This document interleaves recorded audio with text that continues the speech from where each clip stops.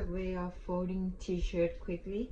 Maybe you have seen from many YouTube channel video or somewhere else, but I think it's too complicated, many steps to do it, and someone don't even know how to fold it nicely and correctly.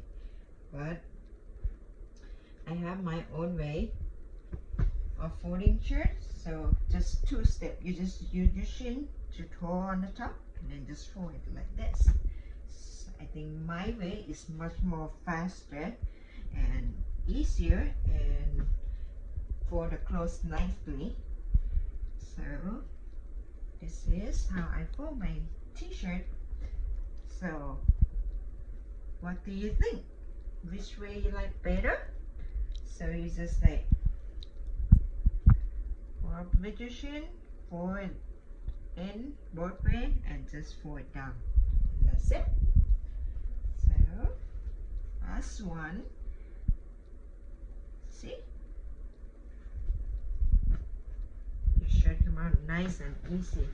And look, the one, this on the back, you can still see the shirt hanging, I mean the hand hanging around, but this side of the back is nice and easy to pick up from the drawer or whatever. So if you like it, give me a like and don't forget to subscribe. Thank you.